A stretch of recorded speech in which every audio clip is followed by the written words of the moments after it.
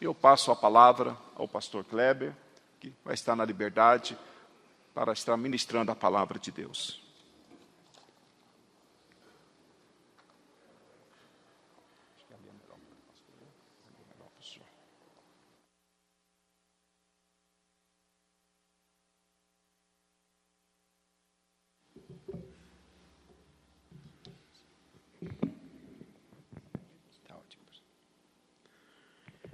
Glória a Jesus. Queridos irmãos, com muita alegria, eu cumprimento a todos com a paz do Senhor. É de fato uma alegria muito grande para mim estar aqui, podendo conhecer esta igreja e poder aqui ter esta oportunidade de falar aos queridos irmãos. Agradecer a Deus por mais esta oportunidade que Ele me concede, agradecer ao pastor Sérgio, que é uma alegria conhecê-lo, juntamente com a sua esposa. Um prazer muito grande poder servir a igreja e poder rever aqui o pastor Marcos Del Rey. Já nos vimos ali na ETAD, né? E aqui poder revê-lo e agradecê-lo pelo convite e por toda a maravilhosa recepção que tive até agora. Que Deus em Cristo continue abençoando grandemente esta igreja, esse ministério. E hoje nós vamos tratar de um assunto voltado bem para a nossa vida e a vida familiar, né?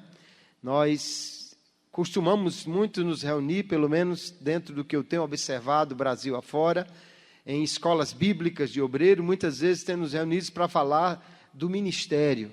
E às vezes nos falta um tempo para falar sobre as pessoas que fazem parte desse ministério, especialmente as pessoas mais chegadas a nós.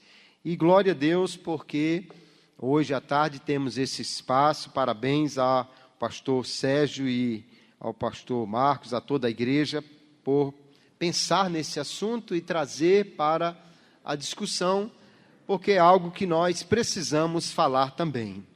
Eu quero convidá-los a lermos um texto na Palavra de Deus, na primeira epístola que o apóstolo Paulo escreveu a Timóteo, capítulo 3, verso 1 em diante. Glória a Jesus. 1 Timóteo, capítulo 3, do verso 1 até o verso 7, e depois o verso 11 para finalizarmos esta leitura.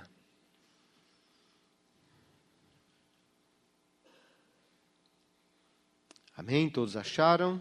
Leiamos. Esta é uma palavra fiel. Se alguém deseja o episcopado, excelente obra deseja. É necessário, pois, que o bispo seja irrepreensível, esposo de uma só mulher, moderado, sensato, modesto, hospitaleiro, apto para ensinar, não dado ao vinho, nem violento, porém cordial, inimigo de conflitos, não avarento, e que governe bem a própria casa, criando os filhos sob disciplina com todo o respeito. Pois se alguém não sabe governar a própria casa, como cuidará da igreja de Deus? Que o bispo não seja recém-convertido, para não acontecer que fique cheio de orgulho e incorra na condenação do diabo. É necessário também que ele tenha bom testemunho dos de fora, a fim de não cair na desonra e no laço do diabo. E o verso 11, do mesmo modo quanto as mulheres, é necessário que elas sejam respeitáveis, não maldizentes, moderadas e fiéis em tudo. Vamos orar por esta palavra e em seguida os irmãos assentam-se e nós vamos ao nosso estudo. Querido Senhor, nós te somos gratos por tua palavra. Gratos somos, Senhor, por poder lê-la, meditar nela e trazê-la ao coração. E pedimos que o teu Espírito Santo venha iluminar-nos o entendimento, para que possamos compreender e aplicar esta palavra à nossa vida, Senhor. Que saiamos daqui edificados, renovados, gratos por Tua palavra, Senhor, e cheios dessa disposição para vivê-la a cada dia em nossa vida. Assim, fale conosco, nos conduza em tudo por Teu Espírito. É a nossa oração que a Ti fazemos com gratidão em nome de Jesus. Amém. Pode sentar, queridos irmãos. Tratar de ministério pastoral e de família é algo de suma importância, porque com certeza não há família na igreja, mas mais vista, mais observada do que a família do pastor, do que a família do obreiro. E se nós formos a uma loja, você vai ver que a roupa que vai para a vitrine é sempre a de maior destaque e ela está sempre muito bem cuidada. Ninguém coloca uma roupa amassada na vitrine, ninguém coloca uma roupa suja na vitrine. Pode ser que no depósito até tenha alguma assim, mas na vitrine não, porque todo mundo está vendo. E o pastor e os obreiros, eles são aqueles que estão na vitrine, porque sempre alguém está olhando para nós. Por isso, nós precisamos tratar deste assunto com muita seriedade e gratidão a Deus, porque Deus fala sobre isso e nós podemos aprender da sua palavra, não é? O ministério pastoral é algo que é muito profundo, exigente, é algo que, apesar do apóstolo dizer, quem deseja isso, deseja algo que é muito excelente, mas a excelência do ministério requer também a excelência da vida e do cuidado para servir aí. De forma que é uma responsabilidade muito grande. Requer do obreiro integridade. Requer dele uma vida que seja exemplar. Porque a própria palavra nos diz que devemos ser exemplo para os fiéis, e que os membros, a igreja, deve ver a fé dos líderes e deve imitar a fé desses líderes. Então, nós precisamos fazer muito bem esse trabalho. Porém, graças a Deus, o ministério pastoral, ele não é realizado isoladamente. O que nós vemos na palavra de Deus é que o apóstolo Paulo até é uma figura um tanto diferente nesse aspecto, não é? Porque a maioria dos homens que nós vemos na Bíblia, eles tinham uma família. E a família é muito importante para que o obreiro possa estar muito bem, tanto pessoalmente como na execução do seu trabalho. Então, um dos elementos fundamentais para o sucesso e para a estabilidade no ministério pastoral é ter uma família equilibrada. E não há como ter uma família equilibrada se ele não tiver um cônjuge que possa ajudá-lo nesse processo. Então, falar da importância do cônjuge para o ministério é algo essencial. Que no aspecto pessoal, não há ninguém que possa ajudar mais o esposo e até mesmo a esposa, do que o seu cônjuge na execução do seu ministério. O pastor tem obreiros, o pastor tem pessoas que lhe ajudam, e todos nós precisamos dessas pessoas, né? Ninguém faz a obra de Deus sozinho. Mas no aspecto pessoal, a esposa deve ser e é a figura mais importante para o ministério pastoral, como da mesma forma o marido é a pessoa mais importante para que a sua esposa também possa exercer o ministério ou a sua atividade na igreja conforme Deus lhe conceder. E quando nós olhamos para as epístolas pastorais, Paulo está escrevendo a obreiros, é um texto extremamente rico e muito utilizado em escolas bíblicas, exatamente porque é um dos poucos textos que nós temos dirigido especificamente para pastores, obreiros, e a forma como eles devem conduzir a igreja. E, graças a Deus, Paulo não tratou apenas do ministério no púlpito, mas ele começa tratando do ministério em casa. Ele começa falando da família. Ele começa estabelecendo que o obreiro precisa ter também uma vida sólida na família, o que inclui obrigatoriamente com o seu cônjuge, para que ele possa ter também uma vida ministerial, pastoral, uma vida de trabalho na casa do Senhor que seja igualmente sólida. Então, nós vamos olhar alguns textos, começando com as epístolas pastorais, mas outros textos de Paulo nos ajudarão também a pensarmos como o ministério deve ser construído a partir de uma família sadia, a partir de uma união sólida com o cônjuge, para que assim nós possamos conduzir a igreja muito bem. Porque nós dizemos, quando as famílias vão bem, a igreja vai bem. E, logicamente, a primeira família que precisa ir bem para que a igreja vá bem é a família do pastor, a família do obreiro, a família da liderança. E aqui, quando lemos o texto de 1 Timóteo 3, veja que o apóstolo Paulo destaca que a vida familiar do obreiro, ela reflete diretamente na sua capacidade ministerial, na sua capacidade de liderar a igreja. Porque ele diz, se alguém não consegue liderar a sua casa, se alguém não consegue governar bem a sua casa, tendo seus filhos sendo educados na palavra de Deus, tendo uma casa equilibrada, se alguém não consegue que a sua casa seja bem governada e haja respeito, como ele vai poder governar ou liderar a igreja de Deus? Veja que o apóstolo disse no final do verso 7, que o obreiro deve ter o respeito, ou deve ter uma boa reputação dos que estão fora, da sociedade, das pessoas que observam a igreja.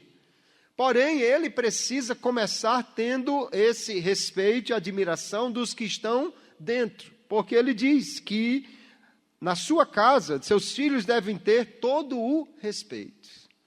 E, logicamente, esse respeito não é algo imposto à força, mas é algo conquistado por quem ele é ou por como ele age.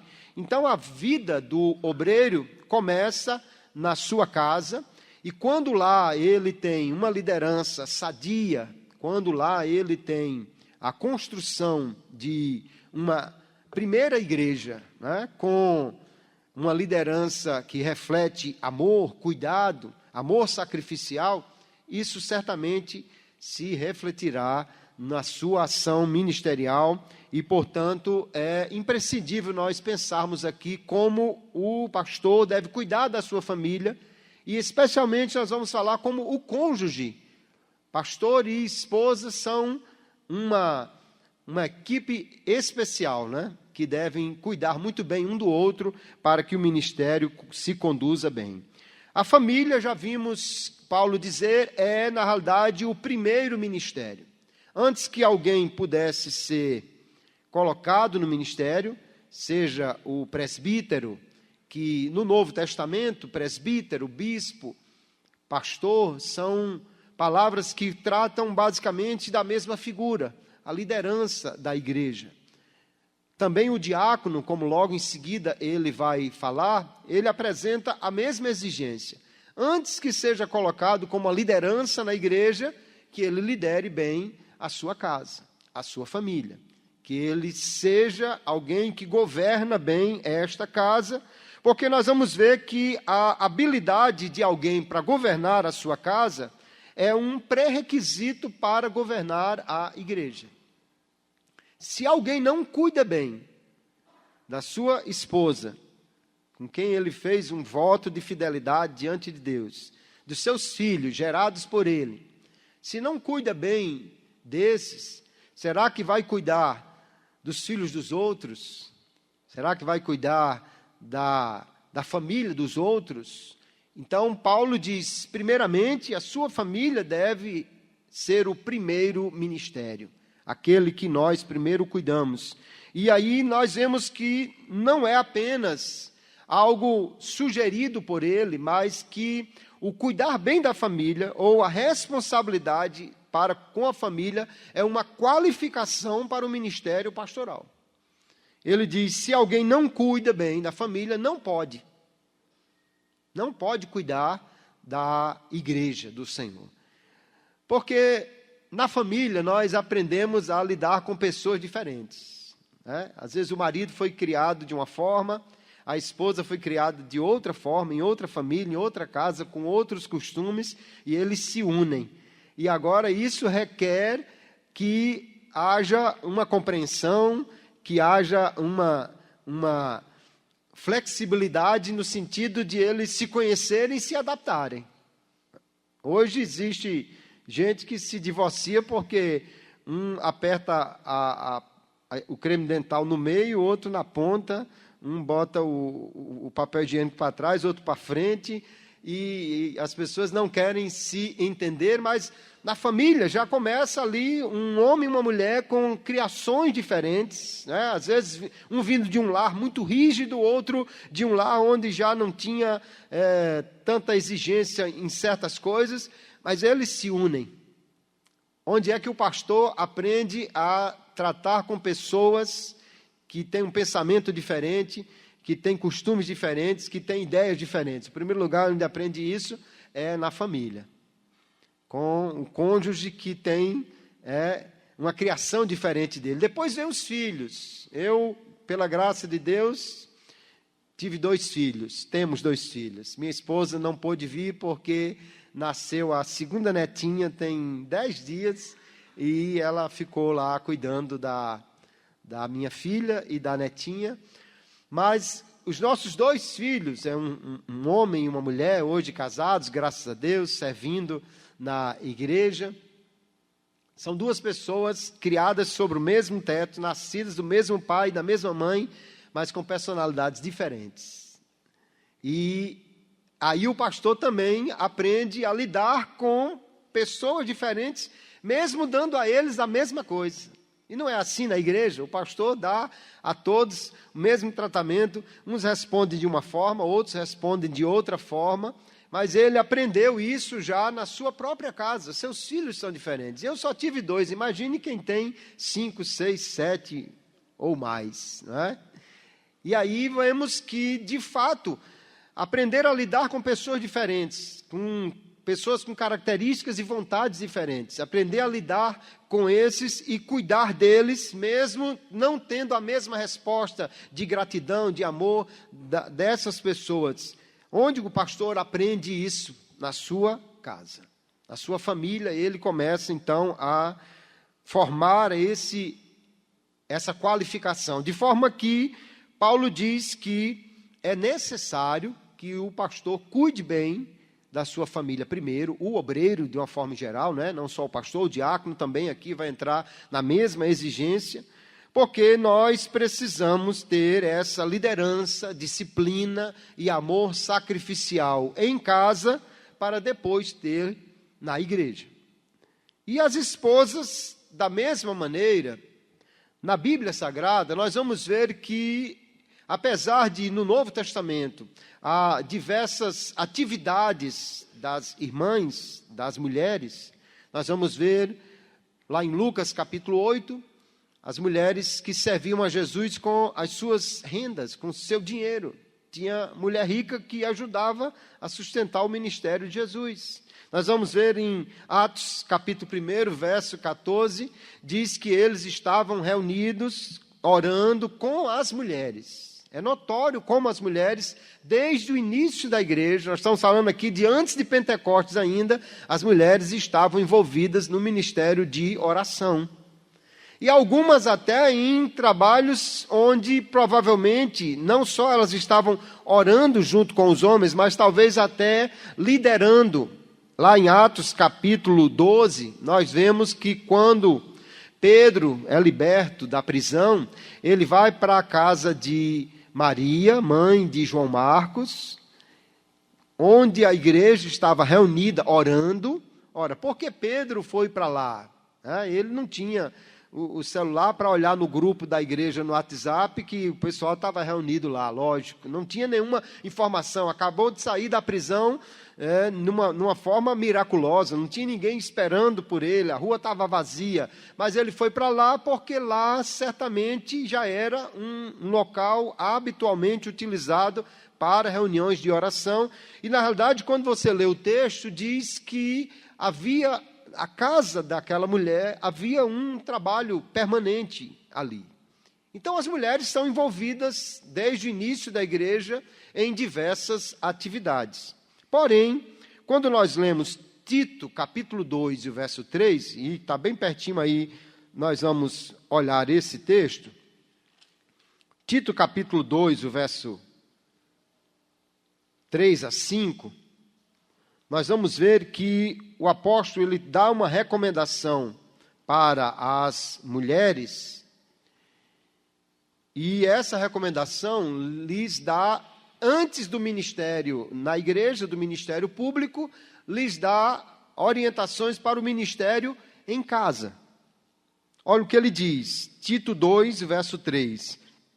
Do mesmo modo, quanto às mulheres idosas, que tenham conduta reverente, não sejam caluniadoras, nem escravizadas a muito vinho, que sejam mestras do bem, a fim de instruírem as jovens recém-casadas a amar o marido e os filhos, a serem sensatas, puras, boas donas de casa, bondosas, sujeitas ao marido, para que a palavra de Deus não seja difamada.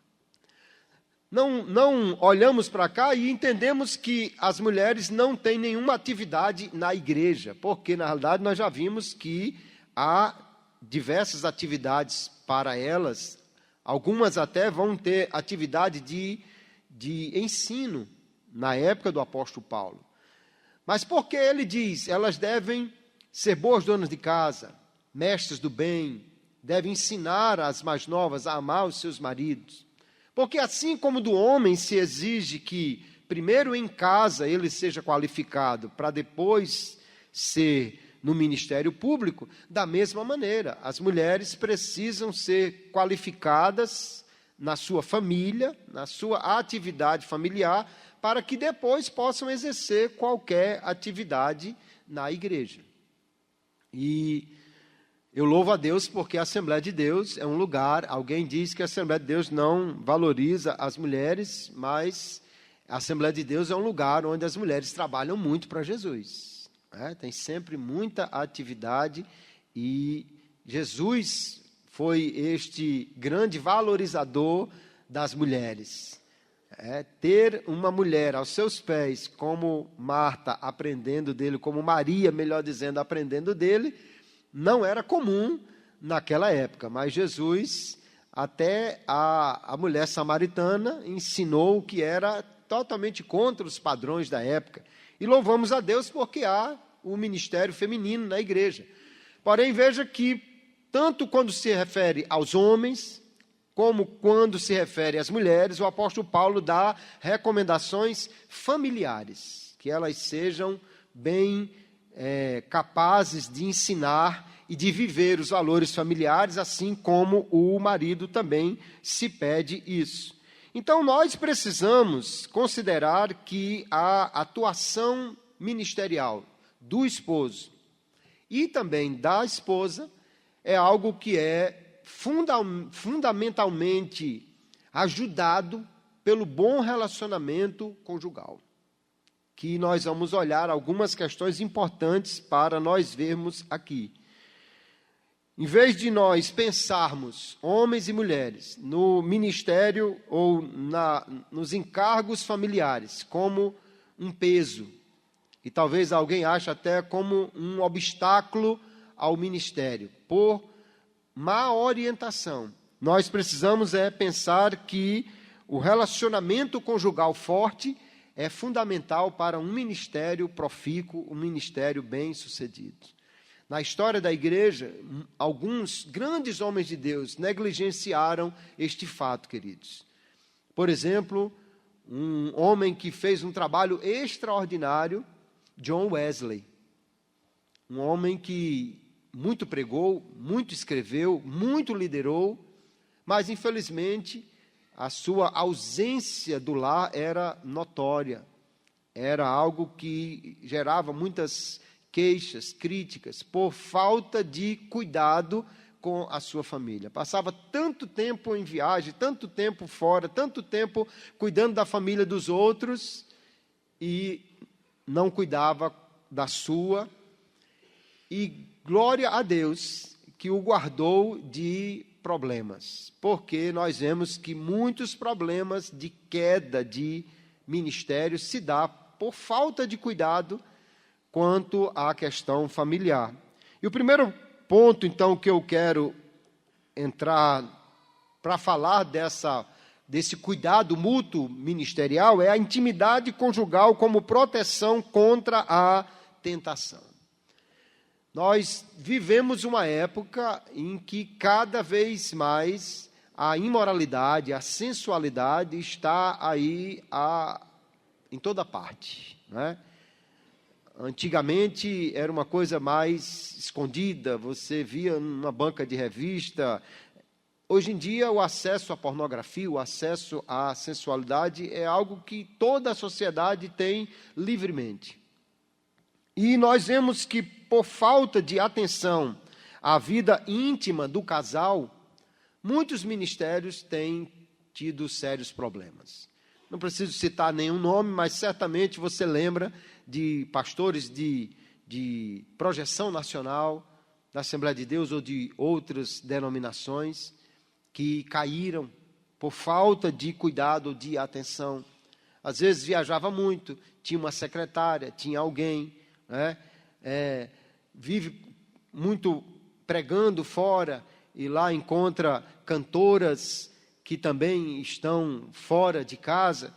Todas estas questões, queridos, elas trazem uma preocupação para o pastor. Porque todos nós somos homens de Deus, mas homem de Deus começa com homens. Homens de Deus, porém homens. Somos sujeitos às falhas e às tentações. E quando nós lemos aqui o texto de 1 Coríntios capítulo 7, que o pastor Sérgio já fez a leitura, mas um texto tão importante que eu quero convidá-lo a nós voltarmos a ele lá e vermos que aqui nós temos uma recomendação de Paulo, que na realidade é um mandamento.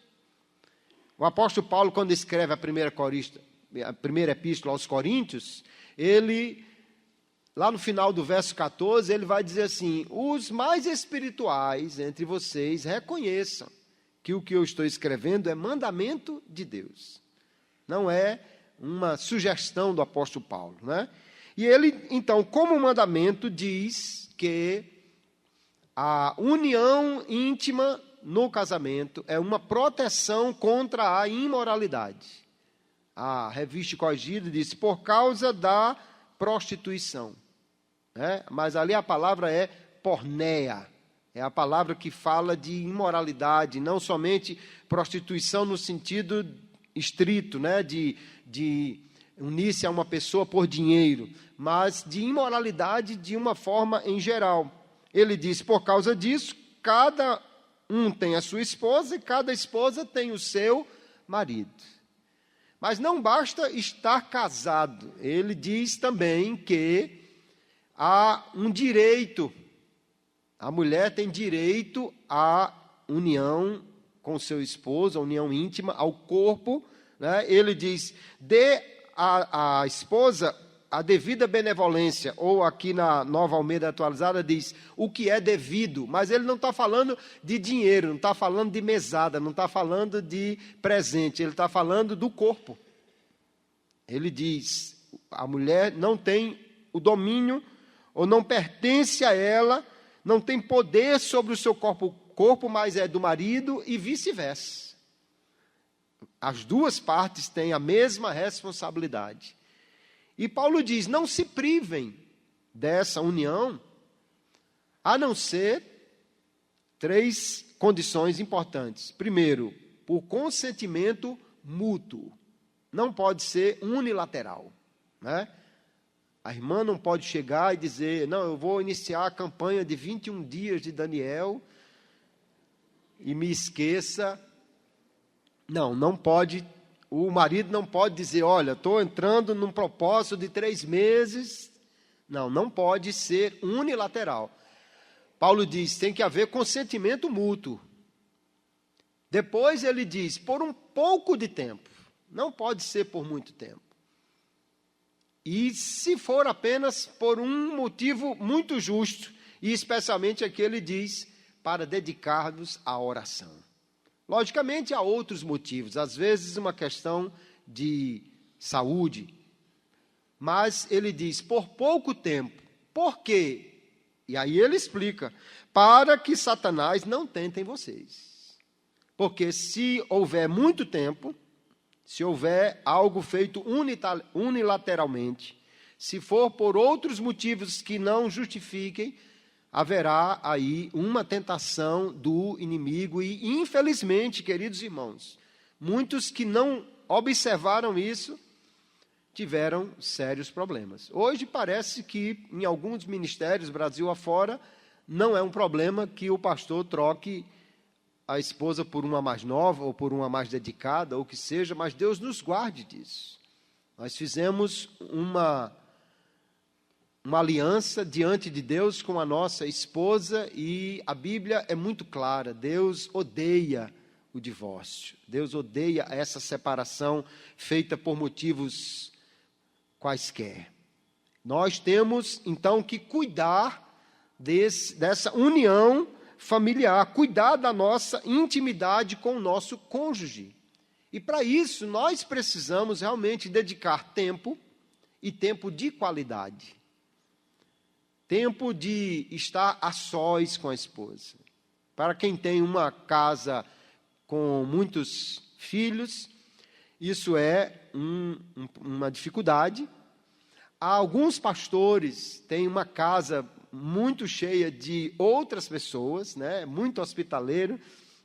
É comum lá no nosso Rio Grande do Norte, eu sou pastor numa igreja no interior do estado, é comum aquela casa pastoral vizinha à igreja. Às vezes não tem nem muro separando uma coisa da outra. E a cozinha da casa do pastor vira aquele território de todo mundo que entra lá, toma um cafezinho e tal. Mesmo que seja assim, mas o quarto do pastor tem que ser uma área privada, com aquela foto de um cachorro perigoso na porta assim, né? Não entre. Porque nós precisamos ter o nosso espaço. Espaço para estar a sós, espaço para estar num momento de intimidade. É preciso também ter o cuidado até com esse ambiente, né?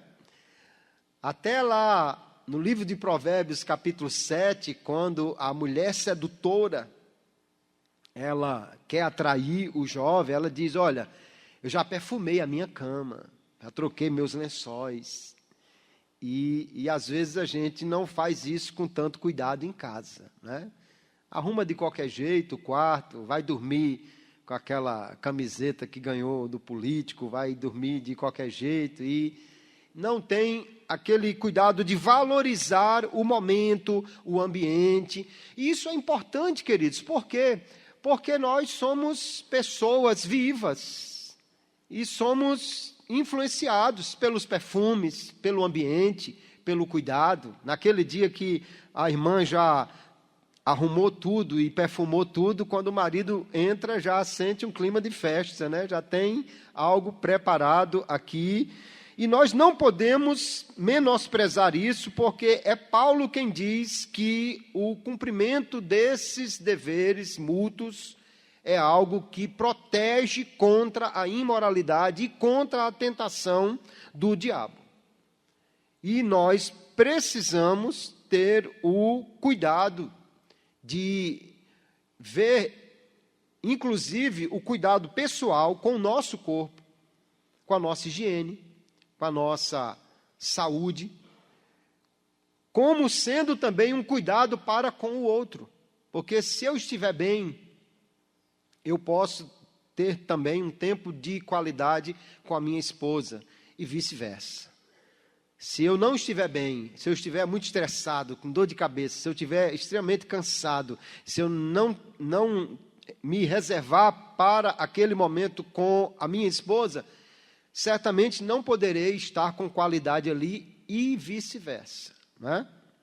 Eu leio um livro onde o autor escreveu, talvez hipoteticamente, mas a carta de um pastor à sua esposa, reclamando que não estava tendo a devida assistência. E ele diz assim: minha querida esposa, eu desejei ter um momento íntimo com você 200 vezes este ano. Consegui apenas 32 vezes. Aqui estão as razões do meu fracasso. 28 vezes você estava com dor de cabeça. 15 vezes você teve dor de coluna. 22 vezes você disse, as crianças vão ouvir. 6 vezes tínhamos visita no quarto ao lado.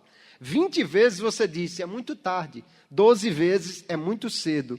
8 vezes você disse, acabei de trocar os lençóis. 7 vezes você disse, está muito quente. 9 vezes, está muito frio. 31 vezes você disse, terei um dia muito ocupado amanhã. 42 vezes você disse, tive um dia horrível hoje. Portanto, querida, não é de admirar que eu esteja tão irritado e nervoso, assinado seu amoroso marido. Só que ela respondeu, ela fez a carta dela, dizendo assim: meu queridíssimo e amoroso marido, obrigado por sua lista tão interessante. Aproveito para fazer a minha também. 12 vezes você se esqueceu de tomar banho. 26 vezes você não me preparou nem foi carinhoso. 38 vezes não houve conversa.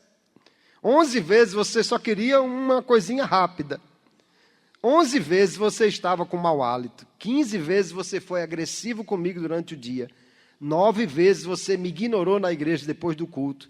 48 vezes você nem ouviu como foi o meu dia. Portanto, não é de admirar que eu esteja tão desinteressada. Assinado, sua amorosa e querida esposa. Então veja que isso é algo que exige um cuidado mútuo. Mútuo, né? O dia complicado para um pode se transformar na noite complicada para ambos.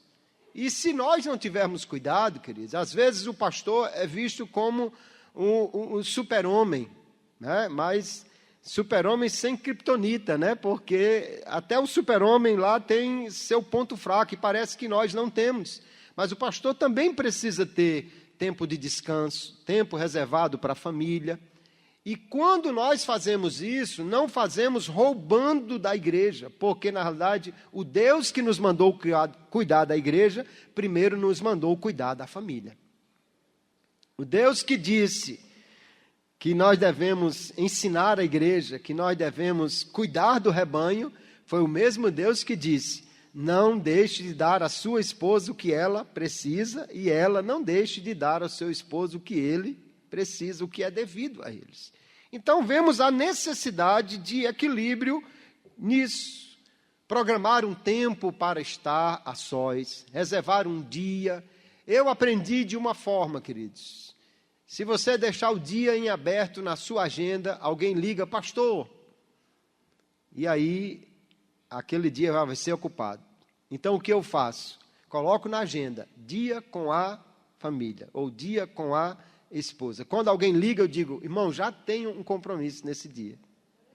E eu não estou mentindo, está na minha agenda, dia com a família, dia com a esposa. Irmão, eu tenho um compromisso, e é importantíssimo. Ô, pastor, que pena, mas veja aí uma outra data, a gente vê outra data. Se eu disser assim, não, esse dia, irmão, eu reservei para estar com a família, pastor, mas a obra de Deus. E aí a obra de Deus parece que é algo que destrói ou compete com a atividade familiar, e não é isso que o apóstolo Paulo nos ensina, não é isso que a palavra de Deus nos ensina.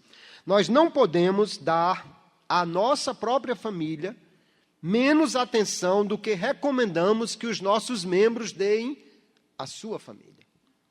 E quantas vezes, como pastor, nós precisamos aconselhar, já aconselhei casais em crise, E a crise se dava em grande medida exatamente porque eles não tinham um espaço para o casal. Aquela casa que os filhos dormiam ali juntos e tinha muita gente e não tinha privacidade, né? Às vezes lá no interior do Nordeste tem algumas casas que a parte de cima da parede não vai até o teto, então tudo que você conversa num cômodo, no outro se escuta, né?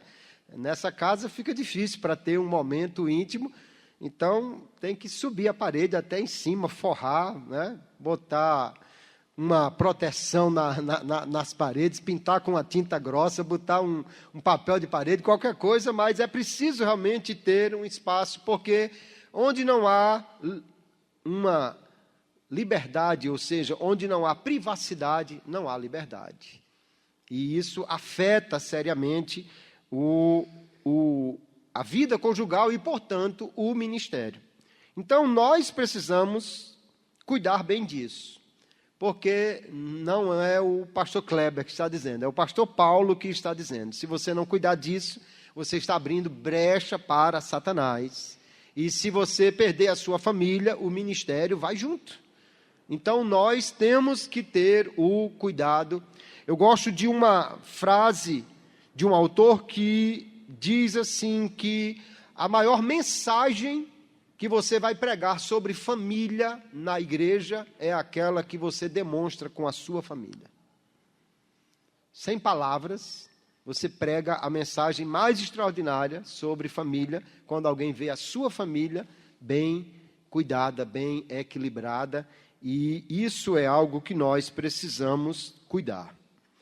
Quando nós falamos, além dessa questão, falamos do ministério pastoral, eclesial, ou ministério mais na igreja, nós vemos que a vida familiar, ela é fundamental para que possamos ter esse ministério equilibrado. Paulo diz, 1 Timóteo 5:8, que quem não cuida da sua família negou a fé e é pior do que o infiel.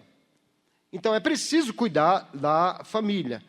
E aqui nós vemos que, para ambos, os cônjuges, marido e mulher, há uma necessidade de um apoio mútuo na atividade ministerial de cada um.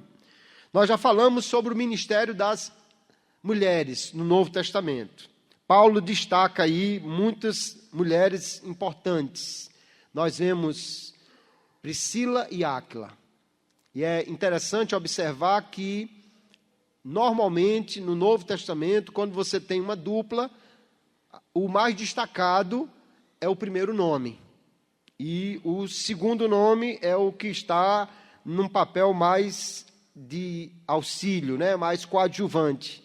Quando você lê Atos capítulo 13, ele começa falando de Barnabé e Paulo. Barnabé e Paulo. Aí, quando Paulo tem a primeira oportunidade de pregar e curar enfermo, aí o texto começa a dizer, agora, Paulo e Barnabé. Então, a inversão na ordem dos nomes parece indicar ou se entende que mostra quem está se destacando mais. Só que todas as vezes que se fala de Priscila, que é a esposa, e Áquila, é nessa ordem, Priscila e Áquila.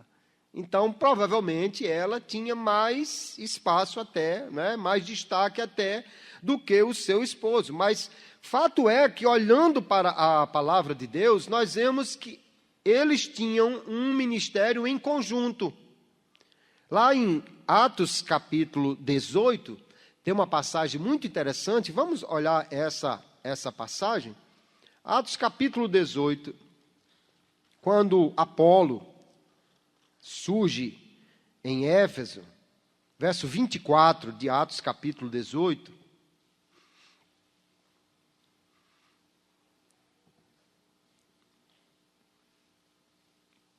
diz assim, nesse meio tempo, chegou a Éfeso um judeu natural de Alexandria chamado Apolo, homem eloquente e poderoso nas Escrituras. Ele era instruído no caminho do Senhor e, sendo fervoroso de espírito, falava e ensinava com precisão a respeito de Jesus, conhecendo apenas o batismo de João. Apolo começou a falar ousadamente na sinagoga. Quando Priscila e Áquila o ouviram falar, levaram-no consigo e com mais exatidão lhe expuseram o caminho de Deus.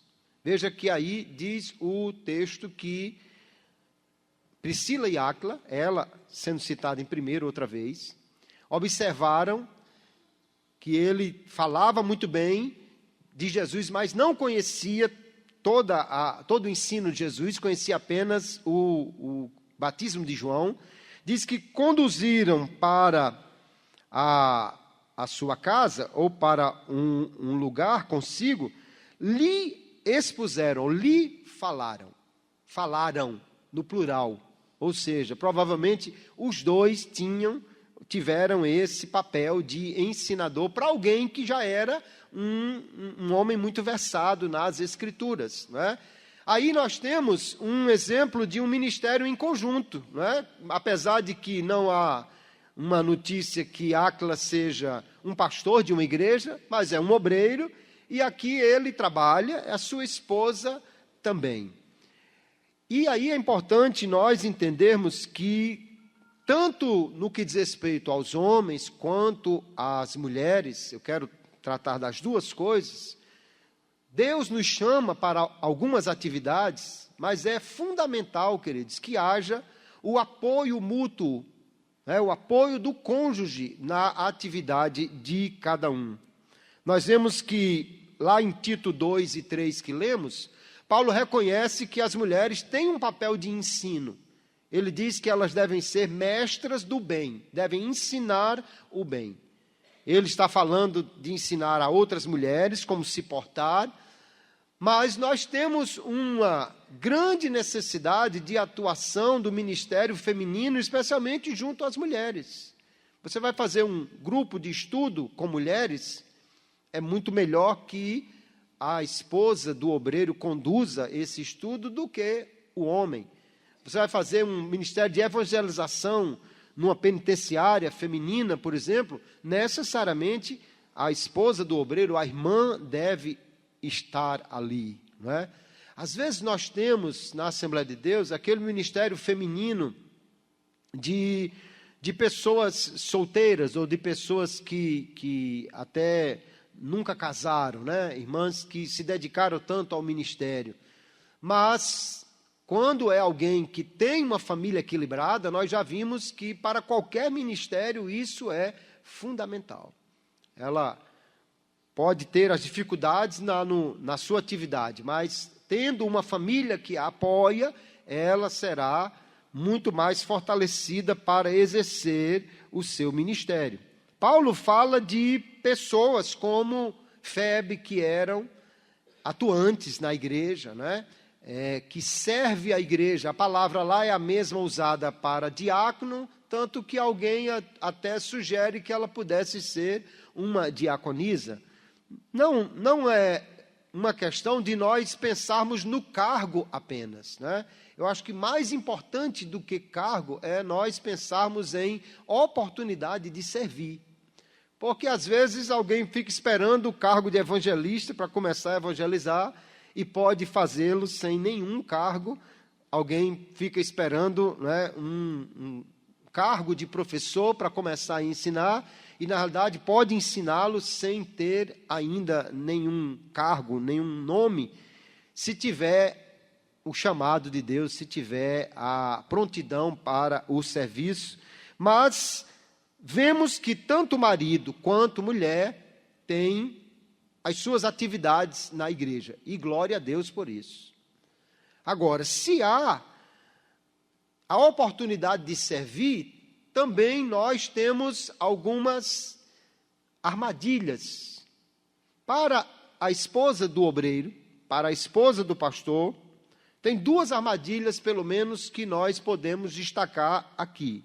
Primeiro, é ver a igreja como inimiga ou adversária. Às vezes a igreja rouba muito o tempo do marido, carrega muito a atenção do marido.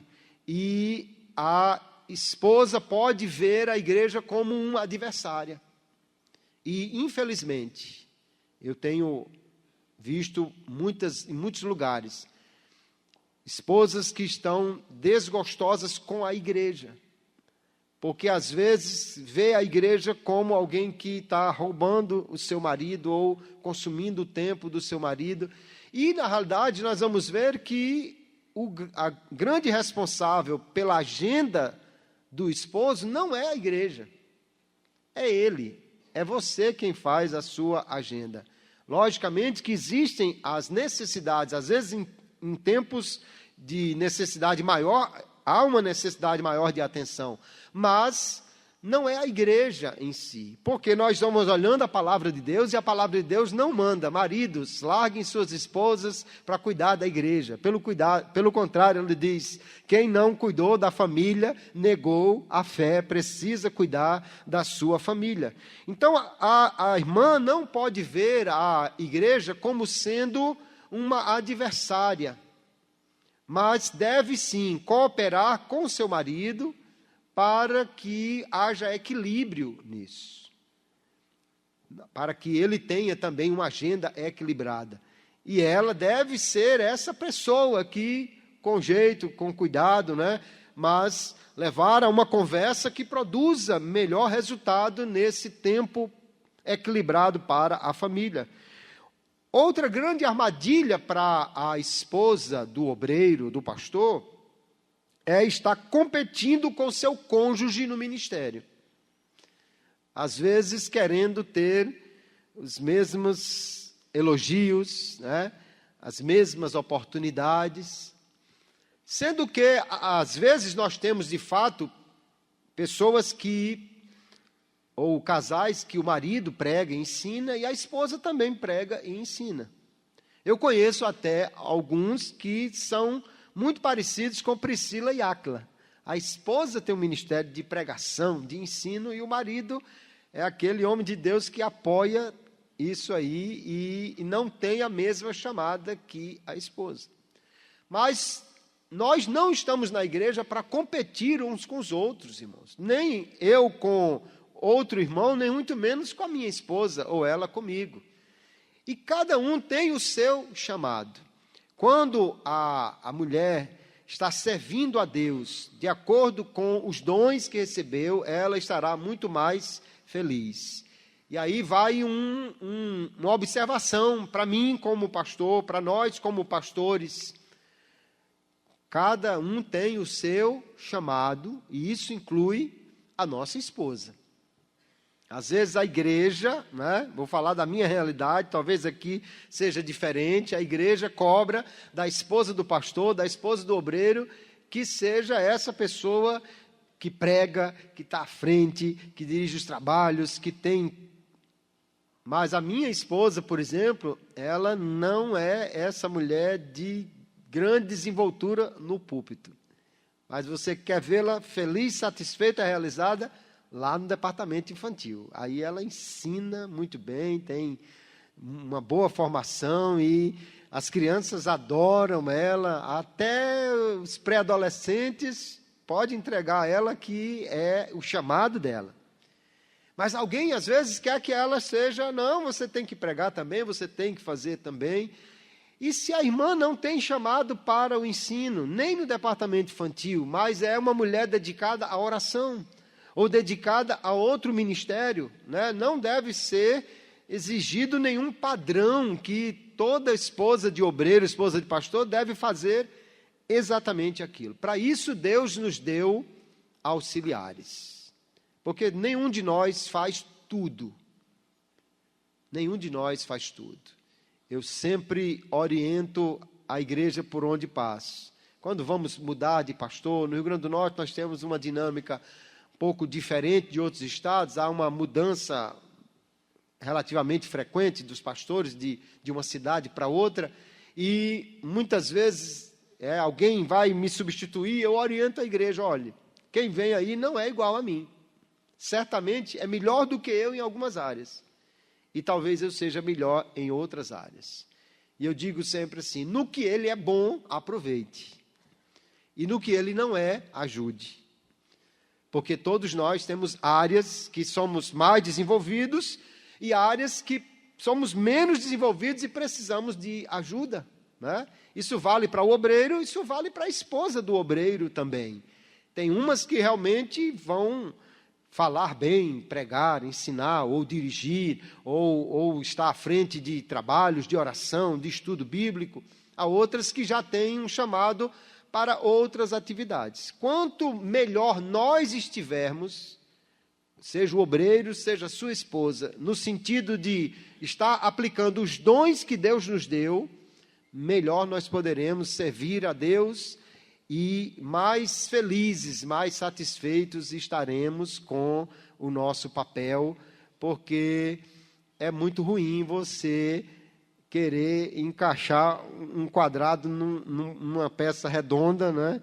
E ali alguém ser forçado a fazer algo que ele não está bem preparado para isso. Então, as esposas têm que ter cuidado para não se ver competindo com o marido e nem enciumada com a igreja, porque está vendo isso como um adversário. Mas os pastores também têm as suas próprias armadilhas, né? Uma delas é servir a igreja mais do que a família. É dar tanto cuidado à igreja que não tem cuidado da família. Eu li uma história de um pastor que partiu para a glória e no dia do seu sepultamento, naquela cerimônia fúnebre, todos diziam tantas coisas sobre ele, que a sua filha adolescente virou para a mãe e disse: mãe, eles estão falando de quem? Era um homem dedicado, um homem atencioso, um homem extraordinário, um homem que tinha ouvidos para ouvir todo mundo, um homem que tinha um coração que acolhia todo mundo, um homem tão extraordinário. E a menina pergunta: eles estão falando de quem, mãe? Porque parece que em casa, infelizmente, não tinha nada disso. E nós não podemos, queridos, cuidar do rebanho de Deus e não cuidar do nosso próprio rebanho, né? O rebanho de casa não pode ser abandonado em favor do rebanho da igreja. Nós precisamos equilibrar isso. Como fazer isso? É um desafio. Mas nós temos o Deus da graça, que nos dá graça e nos capacita e nos orienta e nos traz a uma reunião como essa para nos chamar a atenção sobre essa necessidade, sobre esse assunto. Veja sua agenda, né? Mande fazer um carimbo com o nome família e saia carimbando ali em vários lugares na sua agenda. Reserve espaço para isso, porque nós precisamos ter este equilíbrio. E como nós podemos, então, ter esse mútuo apoio espiritual e emocional? Eu estou falando mútuo porque nós estamos pensando no ministério do esposo, mas também no ministério da esposa, ou seja, nas atividades que ambos exercem na igreja. Primeira coisa que nós precisamos pensar: o fortalecimento da vida espiritual mútua. Nós, às vezes, usamos aquela frase: família que ora unida, vence unida. E é lógico que isso pode ser aplicado à família do obreiro. O obreiro e sua esposa que oram juntos, que estudam a palavra juntos, que meditam na palavra juntos, eles se fortalecem juntos. O culto doméstico é de suma importância. Nós, como pastores e obreiros, precisamos reservar tempo para estar sós com Deus. Mas podemos estar, vou usar uma expressão, parece difícil de colocar na mesma frase, nós podemos estar a sós com Deus junto com a esposa. É que nós podemos também ter momento de oração juntamente com ela, por que não?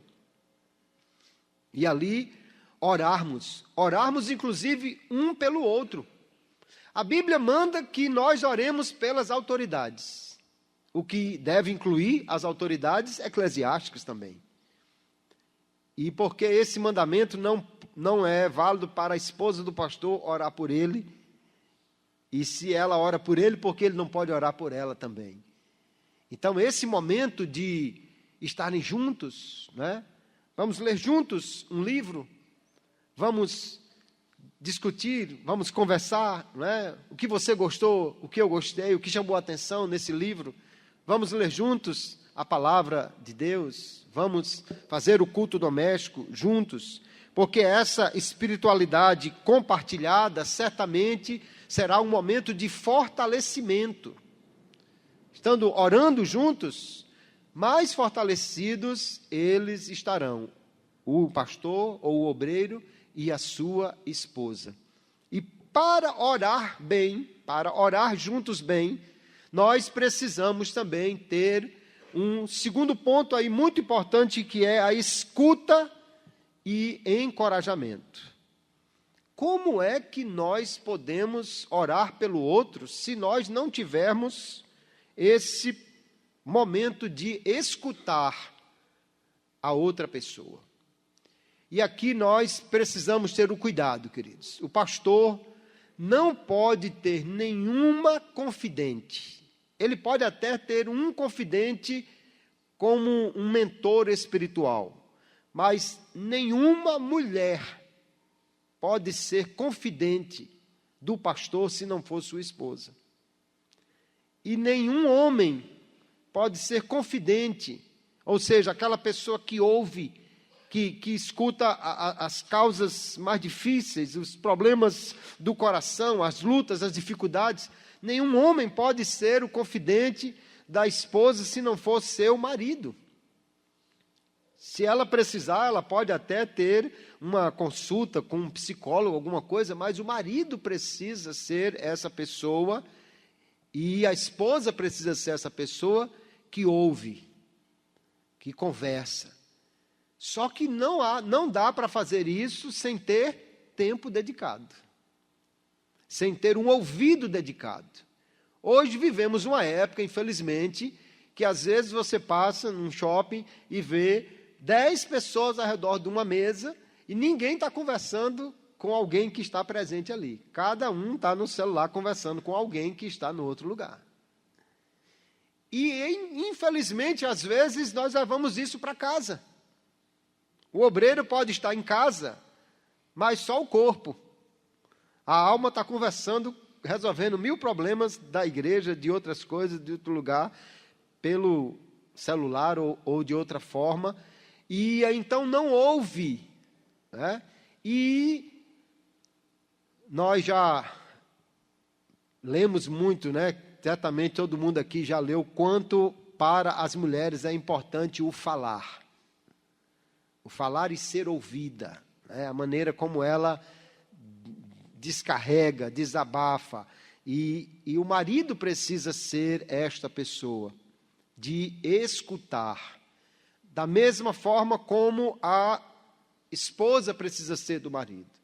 Eu sei, queridos, que o obreiro, especialmente o pastor, muitas vezes tem coisas que a gente ouve. Primeiro, que a gente ouve em aconselhamento e que não pode dizer a ninguém, né? Os padres fazem um juramento, a gente não precisa. Porque, na realidade, o obreiro não pode, de maneira nenhuma. Se você quer acabar com o seu aconselhamento, comece a contar por aí o que você conversou com as pessoas e ninguém mais vai aparecer para pedir aconselhamento. Em compensação, o seu ministério será grandemente prejudicado, você não vai poder ajudar as pessoas. Há uma necessidade de sigilo daquilo que ouvimos no aconselhamento. E muitas vezes, pelo menos na minha experiência, eu vejo que há coisas que eu nem tenho necessidade de contar para minha esposa para protegê-la. Porque às vezes acontecem coisas no ministério que seria muito bom se não acontecesse. E não é saudável nem falar sobre isso. Mas o que a esposa precisa conhecer não são os problemas da igreja, são os meus. Não são necessariamente os planos da igreja. Não vou contar a ela o que o presidente falou comigo sobre planos, mas eu preciso contar a ela dos meus planos. Ou seja, eu preciso falar a ela e ela a mim, das minhas lutas, das lutas dela, dos meus sonhos, dos sonhos dela, dos meus planos, dos planos dela, os meus anseios, os anseios dela, porque quando abrimos o coração com o cônjuge, e aí também, é lógico, precisa haver o sigilo, né? A esposa não pode de jeito nenhum. Eu conheci uma irmã que a mãe dela sabia de tudo que ela conversava com o marido. Misericórdia, justo a sogra, Jesus. Então, é algo que prejudica demais, né? Aí o marido se fecha, não há mais abertura. Mas o ouvido que ouve e o coração que guarda, conhece melhor e agora pode orar melhor. Pode aconselhar melhor. Nós precisamos ter essa escuta ativa com o cônjuge. Reserve os momentos e quando estiver no momento com a esposa, feche a pasta da igreja. Que às vezes a gente se reúne e só fala da igreja, né? Mas feche a pasta da igreja e vamos falar também de outros assuntos pessoais, de vida, de projetos, porque assim nós poderemos ser uma fonte de encorajamento para o outro. Orar pelo outro sabendo da sua luta. Orar pelo outro sabendo do seu sonho. Porque se nós não tivermos isso, queridos, quem irá ser essa fonte de confidência, de encorajamento para nós? E às vezes, se o esposo encontrar uma outra mulher, ou a esposa encontrar um outro homem, que seja melhor confidente do que o seu cônjuge, esse casamento está indo ladeira abaixo. E é só uma questão de tempo para que algo se intrometa nesse meio e o destrua. Se não de fato, mas na realidade ele vai estar rompido, né? Ele vai estar segmentado. Então nós precisamos ter esse cuidado. Eu conheço ainda, mas conheci nessa época um pastor, um pregador muito conhecido na Assembleia de Deus no Brasil inteiro. Obviamente não vou dizer o nome. E ele viajava muito para pregar. Ele chegava praticamente na segunda ou terça-feira com uma mala de roupa suja, já para pregar uma de roupa lavada para embarcar para outro lugar. E a esposa adoecia, ele não estava lá.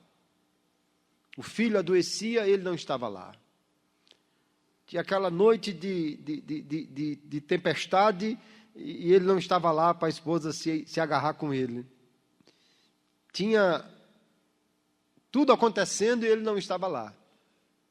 Mas, para infelicidade dele, tinha um primo dela que sempre estava. E você já pensou qual é o final da história. Ela deixou o pastor e ficou com o primo. Por quê? Porque ele não estava lá. E agora aquela outra pessoa se tornou uma pessoa muito mais importante, muito mais confidente, muito mais próxima, muito mais amiga. E nós temos que ter esse cuidado, queridos, não apenas na atividade íntima, mas em estar presente de fato com a esposa e poder ouvi-la e conversar com ela sobre tantos assuntos importantes. Comunicação aberta, já falamos sobre a necessidade de ouvir e também a necessidade aí de nós estarmos conversando abertamente com a esposa. Se temos problemas e temos, precisamos ouvir alguém que nós confiemos para nos dizer onde melhorar. E ninguém melhor do que a esposa ao marido e o marido à esposa. Às vezes, nós, homens de Deus, temos dificuldades em ouvir. Nós, às vezes, não gostamos de alguém que nos corrija. Mas, quando a correção é feita com amor, é feita para o nosso bem, isso é algo que nós precisamos acolher, queridos. Precisamos ouvir alguém que está nos vendo e está dizendo, olha, cuidado nisso, cuidado naquilo. Um alerta, num tempo certo, pode ser algo salutar para salvar um casamento. E a esposa tem os pontos de alerta que muitas vezes ela vai levantar, da mesma forma o marido com a esposa. Porque também nós vemos na igreja que às vezes a irmã é tão dedicada ao trabalho que deixa a casa a desejar, né? E o marido chega. Isso acontece muito também com mulheres cujos maridos não são crentes ainda. E está lá só o bilhete, a comida está no fogão, esquente, que eu fui para o ciclo de oração. Mas isso vai ser um prejuízo amanhã, né?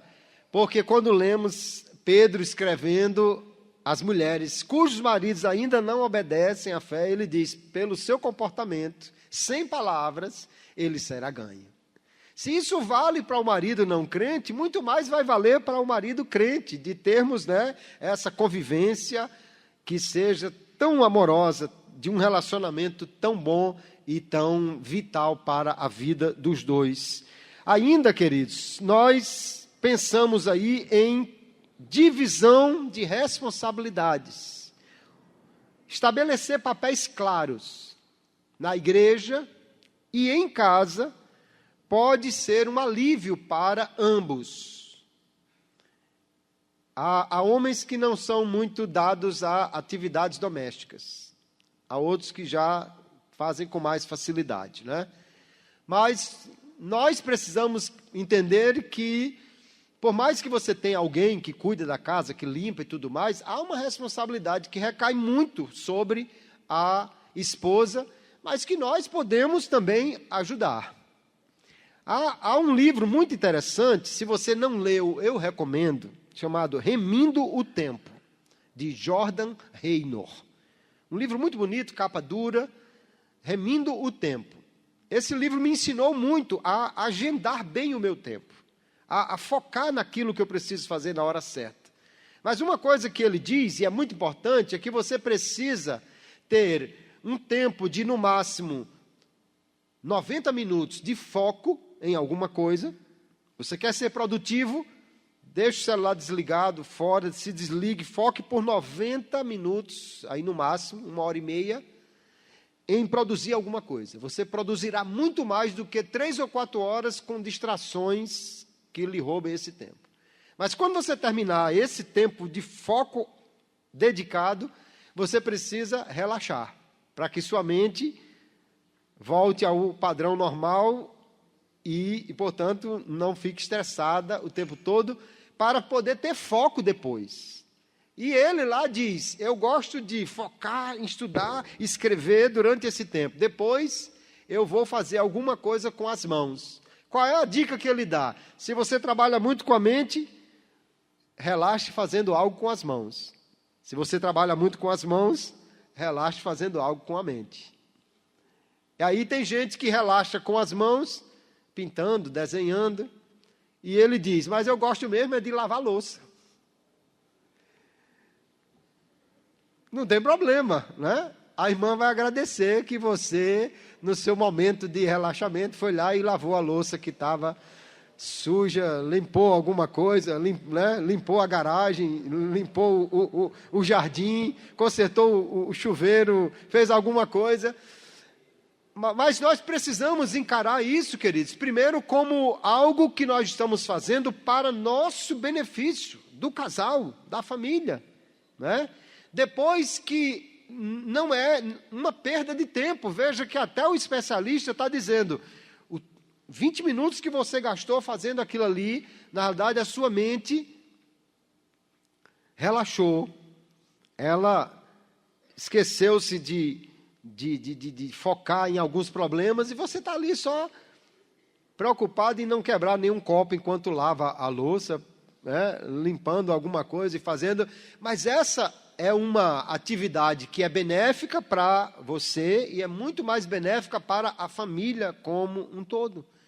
ajudar a guardar, ou limpar, ou fazer algo, porque as tarefas domésticas, elas são muito desgastantes para quem está todo o tempo envolvido nelas. E uma ajuda sempre é bem-vinda. E o marido não precisa ver isso como uma perda de tempo. Na realidade, se for bem organizado dentro da sua agenda, é até um momento muito benéfico, em que ele relaxa a mente para poder depois se focar novamente em algo, porque nós trabalhamos muito com a mente, né? O nosso trabalho é de estudo da palavra, é de escrever, é de planejar, é de projetar, então nós precisamos relaxar com as mãos. E para quem não pinta, não desenha nada como eu, então lavar louça de repente pode ser uma boa saída, cuidar do jardim pode ser uma boa saída, né? Limpar alguma coisa em casa pode ser uma boa saída. Um outro ponto que eu quero falar é o apoio da congregação. Nós, às vezes, vemos que a igreja cobra muito do pastor, do obreiro, e às vezes, queridos, isso é estimulado pelo próprio obreiro. O próprio obreiro, às vezes, passa essa ideia de que alguém que 24 horas ligado para a igreja e que pastor não tem descanso, pastor não tem férias, obreiro não relaxa. A gente não tira férias de Jesus, mas a gente tem que tirar descanso do trabalho, porque o próprio Senhor Jesus fazia isso. É bem verdade que nem sempre ele conseguia, porque quando chegava do outro lado do mar já tinha gente esperando por ele. Mas ele, claramente, em textos como de Marcos, capítulo 6, ele chamou os discípulos para um lugar à parte para descansar. Mas Jesus fez um grande retiro pelo norte, que ele sai da Galileia e vai até Tiro e Sidom, que, segundo os estudiosos do Novo Testamento, levou alguns meses. E, no entanto, nós temos 4 ou 5 relatos de grandes atividades de milagre durante esse período. Então, ali, é provável que Jesus tenha tido algum tempo de descanso com os seus discípulos. Jesus foi até o mar. Né? Israel tem o mar. Jesus foi até o mar. Apareceu lá a mulher cananeia que clamou pela sua filha. Ele libertou a menina, mas Jesus ali teve um momento também com os seus discípulos, porque nós precisamos ter isso. E a congregação precisa entender. Nós precisamos mostrar à congregação que estamos dispostos, que somos homens prontos para o trabalho e mulheres, mas o dia do descanso do pastor, da sua família, o dia que o pastor sai para um lazer com a sua família, não pode ser visto, não pode ser ensinado, não pode de maneira nenhuma ser algo que a igreja pense que o pastor está abandonando suas responsabilidades para ficar com a família, porque todos temos direito e necessidade de recarregar as baterias. Na realidade, alguém que tem um tempo para se reanimar, ele produz mais do que alguém que está constantemente envolvido em algo e já está tão estressado que não consegue mais produzir 100%. Né? Depois de uma boa noite de sono, depois de um dia mais relaxante, a gente tem mais disposição para fazer mais. E a igreja precisa ser conscientizada disso. O pastor também tem aquele momento de botar a bateria para recarregar, para poder voltar bem ativo na igreja. Porque se nós não ensinarmos isso também na igreja, aí nós vamos ser obrigados a fazer aquelas fugas, né?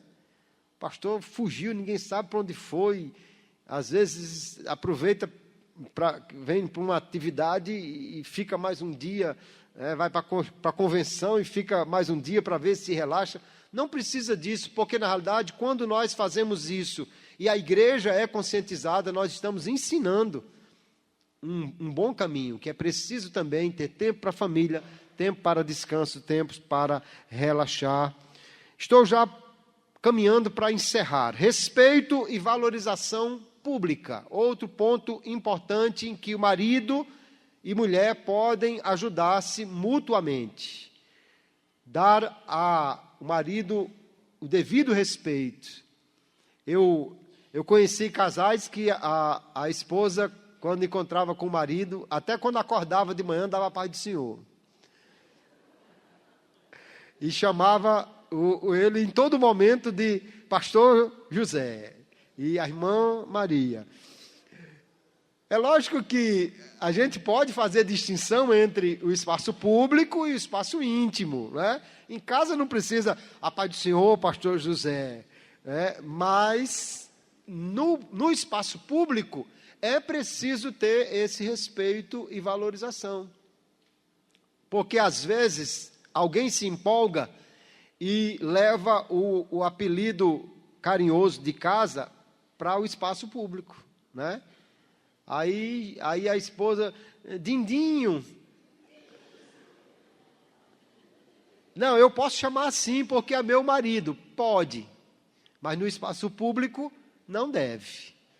Porque isso é algo reservado para a intimidade, né? Do mesmo jeito, o esposo com a esposa. E se nós, queridos, em relação aos membros, temos o cuidado de não chamar atenção publicamente, de não reclamar no púlpito, porque isso traz um prejuízo aos relacionamentos. Jesus ensinou o quê? Alguém tem alguma coisa? Primeiro vá lá, converse com ele. E a mesma coisa, obviamente, deve ser feita, ou muito mais ainda, com o cônjuge, né? Às vezes alguém, né? Essa mulher, presta atenção. Ou a esposa, às vezes, esse marido. É que às vezes você tem numa família alguém que é mais acelerado e alguém que é menos acelerado, né?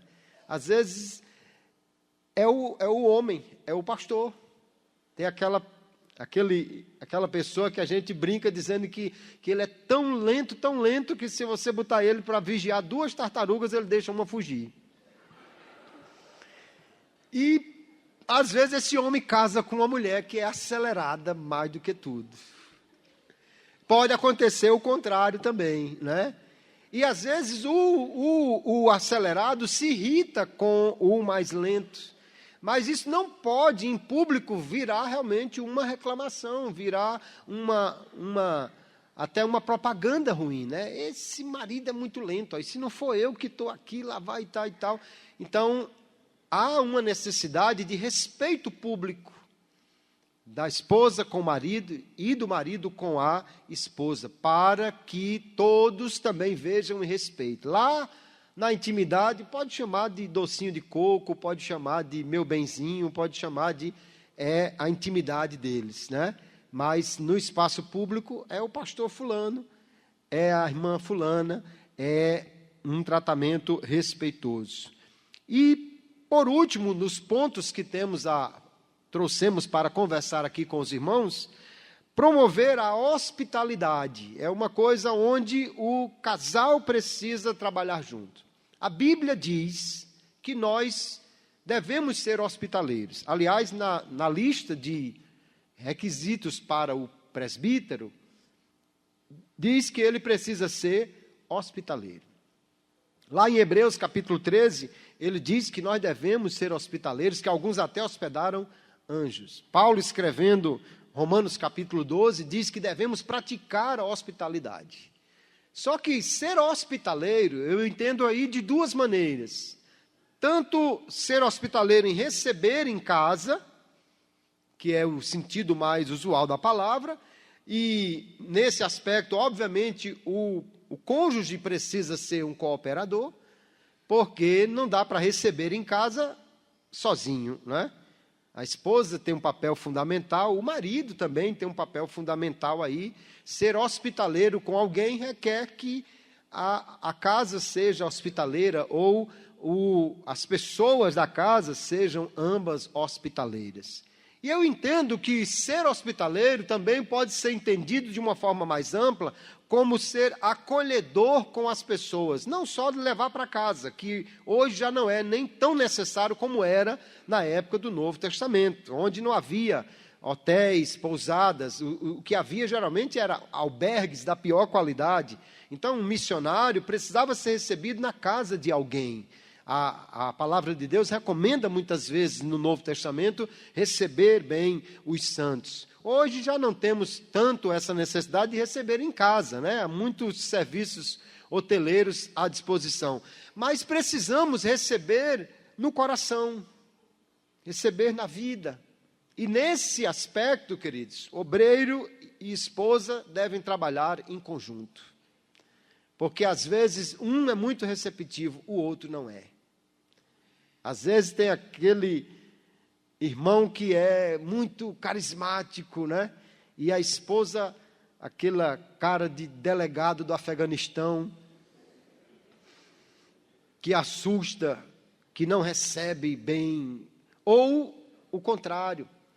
E todo obreiro aqui sabe muito bem, você chega num lugar, você chega numa igreja, se você é bem recebido, é uma bênção. E o ser bem recebido está dentro do pacote de acolher bem as pessoas, ser alguém acolhedor, né? As pessoas saberem que pode chegar a você e você vai recebê-las, ouvi-las. E aí o papel do cônjuge é fundamental também, porque às vezes um acolhe bem, o outro não, então você cria um desequilíbrio.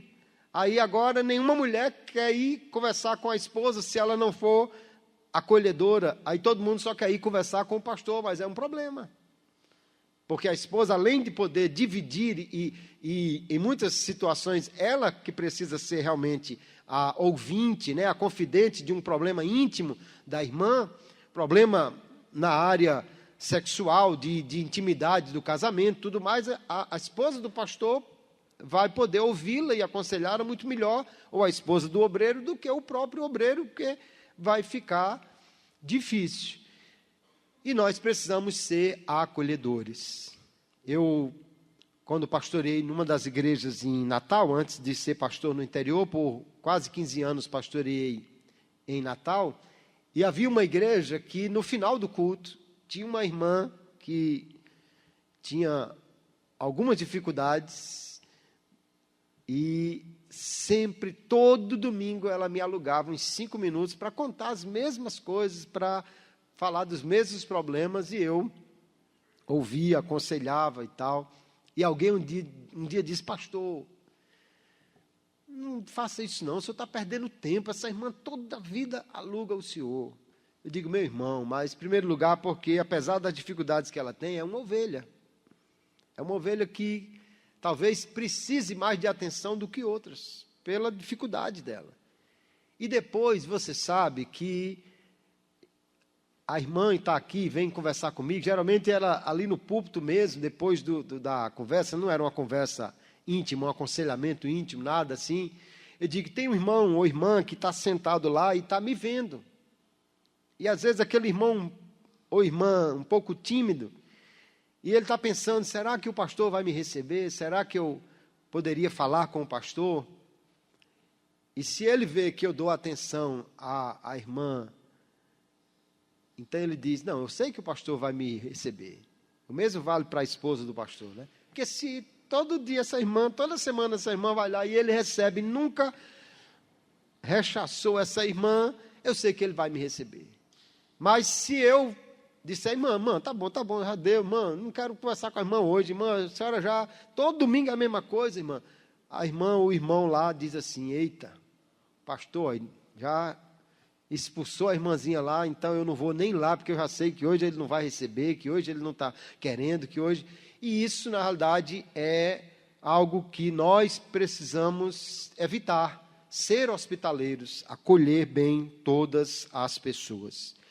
Então, entendemos, queridos, que o apóstolo Paulo, Novo Testamento, deixa claro que o cônjuge é muito importante, a família é muito importante para o ministério pastoral.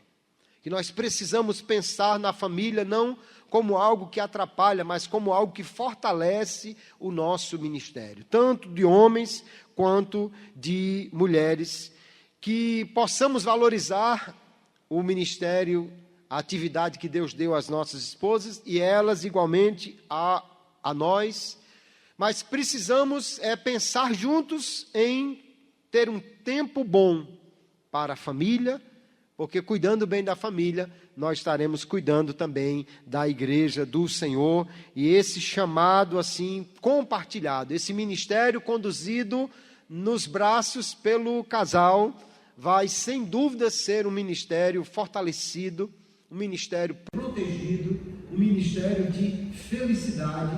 E se o pastor chega na igreja ou vai para casa depois do culto, de braços dados, com a sua esposa, sorrindo e já combinando que vão tomar um sorvete ali, o tempo deles, ou qualquer coisa, essa cena, queridos, é uma cena extraordinária para as famílias da igreja, que alguém vai olhar e dizer assim: um dia quando eu casar eu quero ser assim, um dia eu quero ter uma família assim, um dia eu quero ter um companheiro como é esse pastor, ou como é essa esposa. E isso é a maior pregação sobre família que nós poderemos deixar para os nossos obreiros e membros da igreja. Que Deus nos ajude, que nós possamos ver então o ministério não como uma jornada individual, mas compartilhada,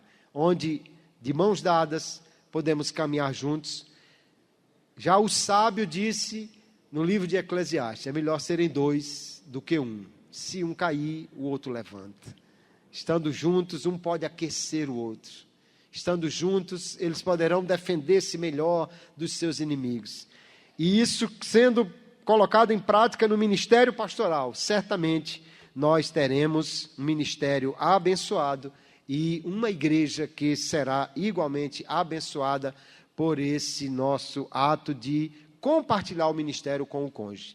Deus abençoe a cada um dos irmãos. Eu quero agradecer a Deus por esta oportunidade, louvar a Deus pela paciência de vocês me ouvirem, agradecer mais uma vez ao pastor Sérgio, pastor Marcos, pela oportunidade de servir a igreja aqui.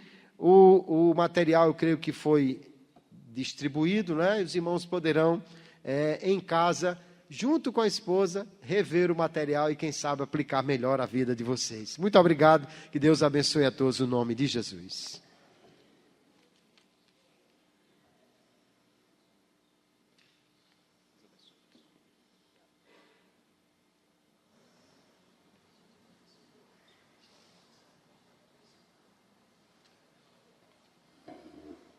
Meus amados, por favor, vamos nos colocar em pé, expressar nossa gratidão ao Senhor, sermos ministrados, esse fortalecimento da vida conjugal, essa conscientização das responsabilidades, da importância do cônjuge.